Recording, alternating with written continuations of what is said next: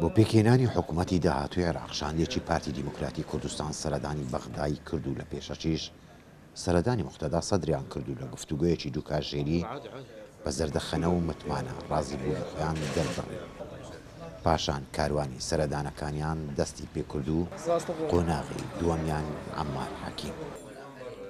لە دوایی ئەو نووری مالیکی کە خاوەنی 25 کورسیە پێشوازی لە شاندی پارتی دیموکراتی کوردستانی کرد و ڕایگەیاند کە لێک نزیک بوونەوەیەک لە نێوانیاندایە. ئێمە لەم دیدارەدا دەرگامان کردەوە و گفتوگۆمان کرد لەبارەی پرۆژەیەکەوە کە لەلایەن ئێمەوە پێشنیار کرابوو بۆ دروستکردنی هاوپەیمانیی نیشتیمانی عێراقی کە تایەفەگەری تێپەڕێنێت کە لە بەسرەوە دەست پێ دەکات تا زاخۆ.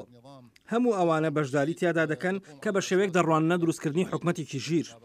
گەرمترین پرسی ناوخۆ لە بەغدا لە ئێستادا ئەوەیە ئاخۆ چێ دەبێتە سەرۆکوەزیرانی داهاتوو گەرچی سێ کاراکتەری سیاسی شیعەکان عەبادی و مالکی و عامری لە پێش کاندیدەکانی ترەوە.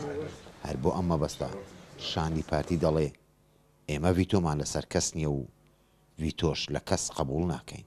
تا حکوومەت و مؤسسە زووتر دابمەزرێن باشترە. زیارەتێکی استطلاعیە و ئێمە هەمویان دەبینین بالتاکید ڤیتۆمان لەسەر کەس نییە و ڤیتۆی کەسیش قبوڵ ناکەین لەسەر خۆمان. پاش ڕۆژێک لە هاتنی شاندی پارتی دیموکراتی کوردستان یەکێتی نیشتیمانی کوردستان کاروانی خۆی بۆ بەغدا بەڕێ کرد و لە نزیکەوە هەردوو شاندی هەرێمی کوردستان بە یەک گەیشتن و لە باڵەخانەی ڕەشید بۆ ماوەی چەند کاتژێرێک کۆبوونەوە و لێک نزیک بوونەوەی خۆیان دەربڕی. هەرێمی کوردستان پێویستە نوێنەرایەتێکی پڕ لە بە پێی قورسایی خۆی هەبێ ئەم مفاوەزاتانە لەگەڵ لایەنەکاندا پەرە پێ بدا. بە تایبەتی ئێمە کۆمەڵێک مەشاکلی زۆرمان هەیە لەگەڵ بەغدادا تا ئێستاکە چارەسەر نەکراوە. پێویستە بە پێی ئەجیندایەکی کوردانە کە ئەجیندای هەموو کۆمەڵانی خەڵکی کوردستان بێ. ئێمە بین لێرە داکۆچی لە داواکانی خەڵکی کوردستان بکەین. هەردوو شاندی پارتی و یەکێتی لەملا و لەولا جەخت دەکەن و پلانەکانیان بۆ پێکهێنانی حکوومەتی داهاتوو دادەڕێژن بۆ ئەوەی پێگەی خۆیان لە بەغدا بسەڵمێنن.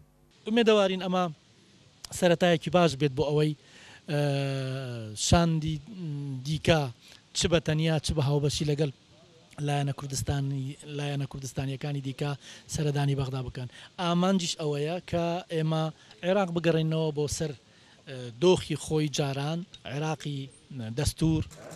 هەردوو شاندەکەی هەرێمی کوردستان جارێکی تر لە کۆچی سەرۆکاتی کۆمار کۆ دەبنەوە، بەڵام قەوارە سیاسیەکانی تری هەرێمی کوردستان لەم هەوڵانە بەدوور بوون. هەندێک لە هێزە کوردیەکان پێم خۆشەوە و هەمێدم وا بوو ئەوانی کەش بە هەمان شێوە لە زمنی ئەو وەفدە بن، بەڵام دیارە ئەوانی تر تا ئێستا قبولیان نەکردووە. دەبێ هەوڵ بدەین بە شێوەیەکی وا کە ئەوانش بێن بەشدار بن لەو کۆبوونەوەە. سەرۆکۆمار کە پشتی کوردە و تا ئێستا لای یەکێتی بووە، ئەمەش پشتبەستە بە ڕێژەی دەنگەکان و ڕێککەوتنی استراتیژی. هەر بۆیە هەردوو شاندی پارتی و یەکێتی لە پشت دەرگای ئەم کۆشکە پلانەکانی حکوومەتی داهاتووی عێراق یەکلا دەکەنەوە و ڕۆژانی داهاتووش نهێنیەکانی پشت دەرگایەکان ئاشکراتر دەبن. لە بەغداوە نزار عەبدوڵڵا، دەنگی ئەمریکا.